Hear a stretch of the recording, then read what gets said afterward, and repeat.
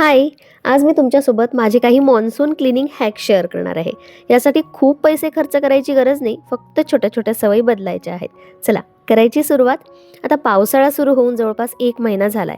बाहेरचं वातावरण बघायला मस्त सुंदर वाटतं ना? गरमागरम भजी, चहा, खिडकीतून बसून पाऊस बघणं, सगळं अगदी फिल्मी वाटतं. पण खरं सांगायचं तर एवढा पावसाळा रोमॅन्टिक नसतो.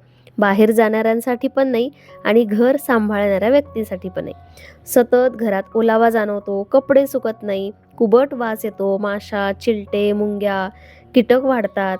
बाथरूम, बाल्कनी, किचनसुद्धा पटकन घाण होतं आणि घर कितीही आवरलं तरीही फ्रेश वाटत नाही आणि हे प्रत्येक वर्षी जाणवतंच आपल्याला.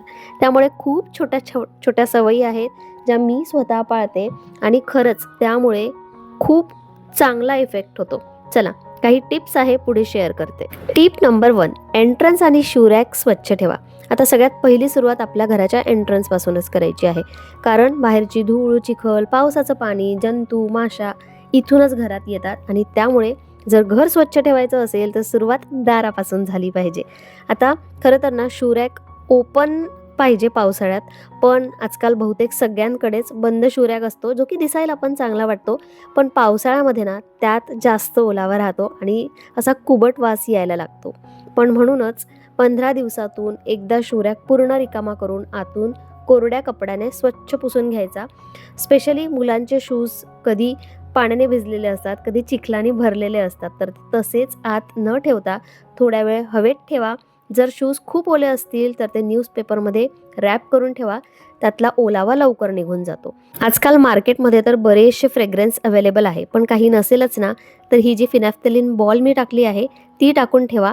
म्हणजे वास येणार नाही, झुरडसुद्धा होणार नाही.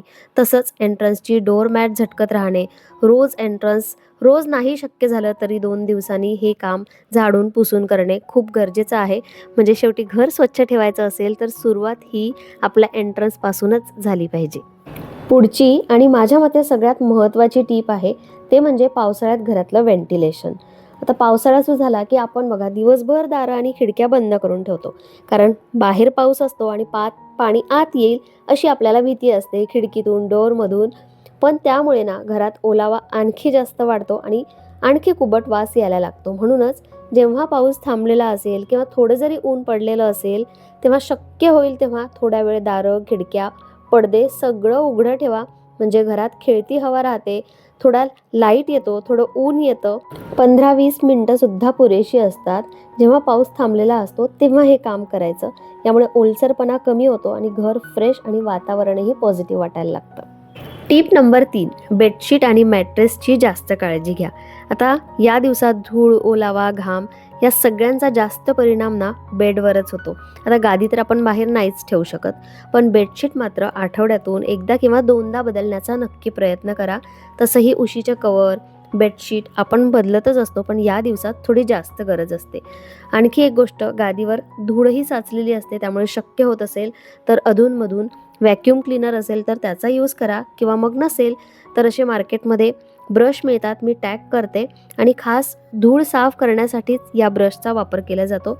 याने सुद्धा व्यवस्थित धूळ झटकून निघते आणि धूळ कमी झाली, गादी स्वच्छ राहिली की झोपतानाही एकदम फ्रेश वाटतं, कुबट वासही येत नाही, ओलसरपणासुद्धा कमी होतो आणि घर फ्रेश राहण्यासाठी या अगदी छोट्या छोट्या गोष्टी आहेत. आणि जर निवांत रात्रीची झोप हवी असेल, बेडवर बसल्यानंतर छान वाटावं असं वाटत असेल तर या गोष्टी नियमित करा. चौथ्या नंबरचा पॉईंट, बाल्कनी किंवा पोर्च शक्य तितका कोरडा ठेवा. आता तुम्ही म्हणाल पावसाळ्यात कसं काय शक्य आहे हे? मलाही माहिती आहे की पूर्णपणे कोरडी ठेवणं शक्यच नाही आहे, पण दिवसभर साचलेलं पाणी तसंच राहू देणंही योग्य नाही आहे ना. कारण बाल्कनी सतत ओली राहिली तर तिथे शेवाळ साचायला सुरुवात होते, घसरायची शक्यता वाढते, डास, कीटक आणि घाणही होऊ लागते. त्यामुळे रोज झाडू मारणं जरी शक्य नसलं तरी काहीच हरकत नाही, पण ॲटलिस्ट दिवसभर साचलेलं पाणी वायपरने बाहेर काढून टाकण्याचा नक्की प्रयत्न केला.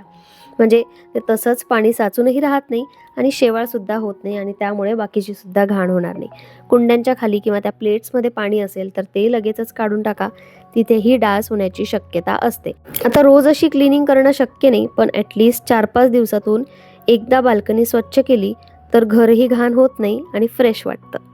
5व्या नंबरची टीप आहे बाथरूम आणि वॉश पावसाळ्यात बाथरूममध्येच जास्त ओलावा असतो, त्यामुळे ते स्वच्छ आणि कोरडं ठेवणं गरजेचं आहे. प्रत्येक वेळी वापरून झाल्यानंतर वायपरने पाणी काढून टाका. पाणी साचलंच नाही तर शेवाळ होणार नाही आणि घाणही होणार नाही. तसंच ओले कपडे बाथरूममध्ये जास्त वेळ ठेवू नका, त्यामुळे सतत ओलावा राहतो आणि कुबट वास यायला लागतो. शक्य असेल तर छान हलका फ्रेग्रन्स, रूम फ्रेशनर किंवा बाथरूम फ्रेशनरसुद्धा बरेच प्रकारचे मिळतात, ते तुम्ही बाथरूममध्ये ठेवू शकता. आणि वॉश बेसिन, आपण दिवसातून कितीतरी वेळा तिथे हात धुतो, चेहरा धुतो, त्यामुळे साबणाचे, टूथपेस्टचे घाण पटकन तिथे राहून जातात आणि वॉश बेसिनही स्वच्छ राहिलंच पाहिजे. कारण बाथरूम आणि वॉश बेसिन जर स्वच्छ असेल तर घरात ओलसरपणा, कुबट वास खूप कमी जाणवतो. पुढची टीप खूप छोटी आहे पण महत्त्वाची आहे. ती म्हणजे घरातले डोअरमॅट, किचन टॉवेल आणि बाथरूम टॉवेल. आपण बाथरूममधून बाहेर आलो की पाय डोअरमॅटवर पुसतो. दिवसभर घरातले सगळेच ते वापरत असतात आणि त्यामुळे सतत ओली असते. तसंच किचन टॉवेल आणि हात पुसायचे टॉवेलही दिवसभर वापरले जातात. पावसाळ्यात त्यांना एकतर हवा नीट लागत नाही, त्यामुळे त्यातून कुबट वास येणं अगदी साहजिक आहे. आणि त्याच टॉवेलने आपण पुन्हा पुन्हा हात पुसतो, त्यामुळे बॅक्टेरिया वाढण्याची शक्यता देखील वाढते. म्हणून शक्य होत असेल तर हे टॉवेल, डोअरमॅट फॅनखाली ठेवा आणि पूर्ण कोरडे झाल्यावरच वापरा. छोटी सवय पाळली तर कुबट वासही कमी येईल आणि स्वच्छताही नियमित राहील. टीप नंबर 6. पावसाळ्यात जवळपास प्रत्येक घरात हा एक कॉमन प्रॉब्लेम असतो, तो म्हणजे कपड्यांना येणारा कुबट वास. आता कपडे धुतले की वाटतं आता काम झालं, पण खरी परीक्षा त्यानंतरच सुरू होते. 2-2 दिवस कपडे वाळत नाही आणि मग तसेच घालताना एक विचित्र वास यायला लागतो. म्हणून कपडे वाळत घालताना त्यांच्यामध्ये थोडंसं अंतर ठेवा. एकावर एक कपडे वाळवू नका आणि शक्य होईल तर खूप दिवसाचे कपडेसुद्धा साठवू नका. शक्य होत असेल तर ते लवकर धुवा आणि रात्री झोपताना कपड्यांचं स्टँड असेल तर फॅन खाली किंवा हवेशीर खोलीत ठेवा. त्यामुळे कपडे लवकर सुटतात आणि कुबट वास येत नाही.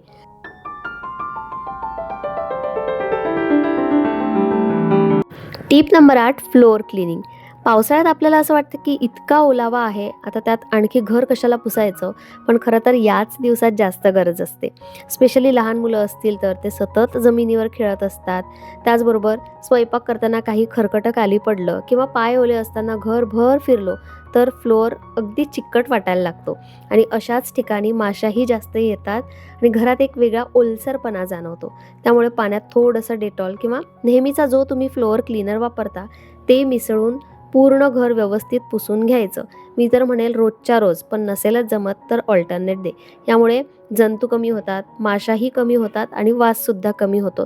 म्हणजे घरात आपण दिवसभर राहतो ना, आपल्याला स्वच्छ आणि फ्रेश फील वाटलं पाहिजे, यासाठी ही एक खूप छोटीशी सवय घर नीटनेटकं ठेवते.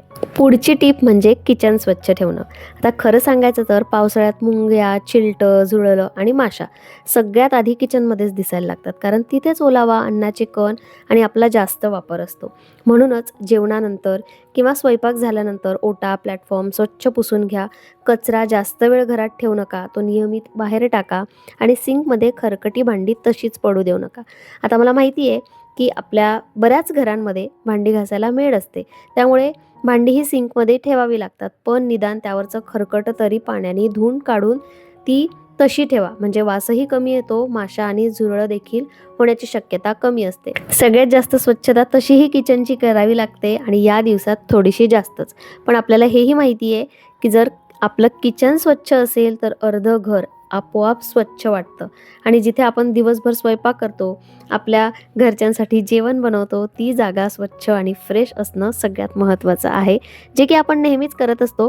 काही टीप सगळ्यांना, बऱ्याच जणांना माहिती असेल, पण काही टीप आपल्याला नसतात माहिती, आपण त्या विसरून जातो किंवा कंटाळा करतो. म्हणून माझा हा छोटासा प्रयत्न, प्रत्येक टीप अगदी डिटेलमध्ये आणि प्रत्येकाला समजेल अशा शब्दात.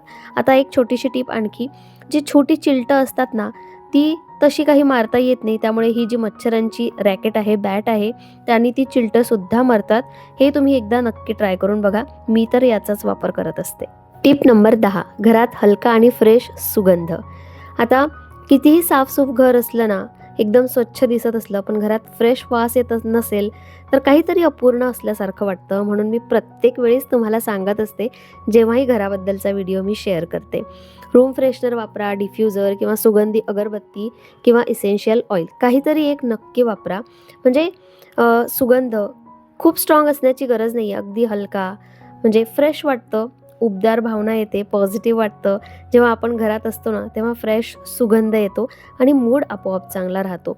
असेच फ्लोअर पुसण्यासाठी जसे येतात, तसेच टेबल्स किंवा डायनिंग पुसण्यासाठी असे अँटिसेप्टिक किंवा नाव मला आठवत नाही आहे आता, पण माझ्याकडे आहे. आत्ता ते दिसत नव्हतं म्हणून मी मारलं नाही. पण तसे स्प्रेसुद्धा येतात. त्याने माशा कमी होतात आणि चिलटही कमी होते. आणि हे सगळं ना पॉझिटिव्ह फीलिंग येण्यासाठी आहे, घराला फ्रेश ठेवण्यासाठी आहे. छोटासा बदल नक्की मोठा फरक करून जातो. शेवटची टीप, कपाटात ओलावा साचू देऊ नका. पावसाळ्यात घाईघाईत अर्धवट ओले कपडे कपाटात ठेवण्याची चूक आपण खूपदा करतो आणि त्यामुळेच कपड्यांना किंवा पूर्ण कपाटालाच असा कुबट वास यायला लागतो. म्हणून कपडे पूर्ण झाल्यावरच कपाटात ठेवा. शक्य होत असेल तर मॉइश्चर ॲब्झॉर्बर किंवा सिलिका जेल सॅशे वापरा. त्यामुळे खूप मदत होते. आणि जसं आपण दारं खिडक्या उघड्या ठेवतो ना अधूनमधून, तसंच कपाटाचे दरवाजेसुद्धा कधी-कधी थोडा वेळ उघडे ठेवा. म्हणजे त्यातही हवा जाते, हवा बदलते, ओलावा कमी होतो आणि कपडेसुद्धा फ्रेश राहतात. तर हे होते माझे काही सोपे आणि प्रॅक्टिकल पावसाळ्यातले क्लिनिंग टिप्स. यासाठी खूप वेळ किंवा खूप मेहनत लागते असं काहीच नाही आहे. या फक्त छोट्या सवयी आहेत. जर आपण लावल्या तर पावसाळ्यातला ओलावा, कुबट वास, माशा, कीटक, घाण सगळ्यांचाच त्रास खूप कमी होऊ शकतो. मला माहिती आहे यातील बऱ्याच गोष्टी तुम्ही आधीपासूनच करत असाल, पण कदाचित एखादी जर टिप तुम्हाला नवीन वाटली, तुमच्या उपयोगाची वाटली, म्हणून मी हे सगळं शेअर केलं आहे. आणि मला कमेंटमध्ये नक्की सांगा, पावसाळ्यात घर स्वच्छ, फ्रेश ठेवण्यासाठी तुमची एखादी या व्यतिरिक्त काही वेगळी स्पेशल टिप आहे तर. म्हणजे ती इतरांना सुद्धा उपयोगी पडेल. आणि आजचा व्हिडिओ आवडला असेल तर लाईक करा, तुमच्या मित्रमैत्रिणींबरोबर शेअर करा आणि अशाच होम क्लिनिंग रिलेटेबल टिप्ससाठी चॅनलला सबस्क्राईब नक्की करा. चला मग आपण भेटूया पुन्हा एका अशाच नवीन व्हिडिओमध्ये. तोपर्यंत bye bye and take care.